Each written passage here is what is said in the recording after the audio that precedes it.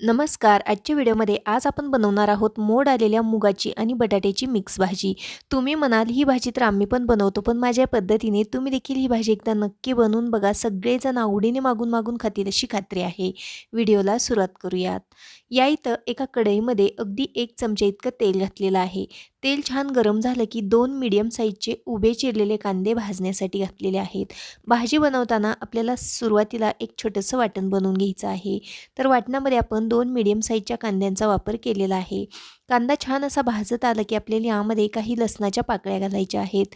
लसणामध्ये थोडासा ओलसरपणा असतो, तो दूर होईपर्यंत आपण छान भाजून घ्यायचं. त्यानंतर यामध्ये अर्धा वाटी इतकं सुक्कं खोबरं घातलेलं आहे. खोबरं पटकन भाजलं जातं. अगदी छान असं खोबरं भाजून झालेलं आहे. गॅस बंद करायचा आहे आणि ह्या जिन्नस थंड झाल्यानंतर एका मिक्सरच्या भांड्यामध्ये काढून घ्यायचे आहेत. 4 छोटेसे अद्रकचे तुकडे घातलेले आहेत. फ्रेश कोथिंबीर घालायची आहे. मूग बटाट्याची भाजी आहे त्यामुळे थोडीशी कोथिंबीर जास्त वापरत आहे. या इथं आपलं मस्त असं पाण्याचा वापर न करता हिरवं वाटण बनवून तयार आहे. कढईमध्ये आपल्याला या ठिकाणी फोडणी करता तेल घालायचं आहे. ज्या कढईमध्ये आपण मसाले भाजले त्यामध्येच आपल्याला 2 पळे इतकं तेल घालायचं आहे. तेल हलकंसं गरम झालं की काही कढीपत्त्याची पानं घातलेली आहेत. त्यानंतर एक मीडियम साईजचा लालसर रंगाचा टोमॅटो यामध्ये घालायचा आहे.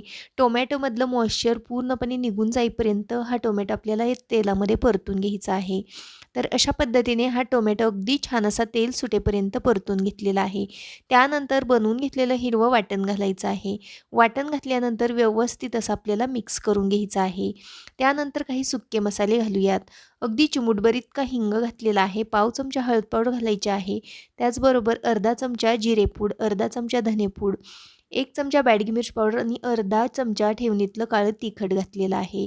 व्यवस्थित असं मिक्स करून घेऊयात. धने जिरे पूड नसेल तर धने आणि जिरे तुम्ही वाटण भाजतानाच त्यामध्ये भाजून वाटणामध्ये घालू शकता. व्यवस्थित असं तेल सुटेपर्यंत परतून घेतल्यानंतर मिक्सरचं भांडं विसून यामध्ये अर्धा वाटी इतकं पाणी घालायचं आहे. फोडणी व्यवस्थित अशी मिक्स करून घ्यायची आहे. त्यानंतर फोडणी पुन्हा एकदा आपल्याला तेल सुटेपर्यंत आणि घातलेलं पाणी आटेपर्यंत परतून घ्यायचे आहे. फोडणीमध्ये चवीकरता मीठ घालायचं आहे. व्यवस्थित असं मिक्स करून घेऊयात. इथं बघू शकता फोडणीला अगदी मस्त असं तेल सुटलेलं आहे. त्यानंतर यामध्ये मोड आलेले मूग, त्याचबरोबर साल न काढता मोठ्या साईजमध्ये चिरून घेतलेला बटाटा घातलेला आहे. बटाटा आणि मूग व्यवस्थित अशा आपल्याला या मसाल्यामध्ये मिक्स करून घ्यायचे आहेत.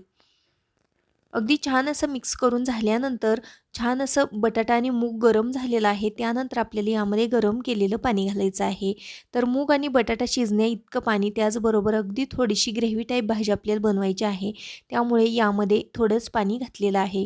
आता हीच भाजी तुम्ही कुकरला देखील बनवू शकता. त्यामध्ये देखील मूग आणि बटाटा पटकन शिजला जातो. तर एक छान उकळी काढायची आणि झाकण ठेवून ही भाजी छान अशी लो गॅसवरती शिजवून घ्यायची. मोड आलेले मूग आहेत त्यामुळे पटकन शिजले जातात. अगदी लो टू मीडियम गॅसवरती ही भाजी मी छान अशी शिजवून घेतलेली आहे. त्यानंतर बघू शकता भाजीला तरी काही सुंदर आलेले आहे आणि सुगंध म्हणाल तर या भाजीचा अगदी घरभर दरवळत आहे. अशा प्रकारची टेस्टी भाजी बनवून तयार होते. ही भाजी तुम्ही चपातीसोबत खाऊ शकता, भाकरीसोबत खाऊ शकता किंवा भातासोबत देखील ही भाजी अगदी भन्नाट लागते. सर्व्ह करण्यासाठी ही भाजी मी एका प्लेटमध्ये काढून घेत आहे. भाजीला रंग छान आलेला आहे, त्याचबरोबर तरी पण छान आलेली आहे आणि चवीला म्हणाल तर ही भाजी भन्नाटच लागते. आजचा व्हिडिओ तुम्हाला थोडा जरी आवडलेला असेल तर व्हिडिओला प्लीज एक लाईक नक्की करा. चॅनलवरती नवीन असाल तर सबस्क्राईब करा. पुन्हा भेटू आपण अशाच एका नवीन आणि छानशा रेसिपीसोबत. तोपर्यंत बाय.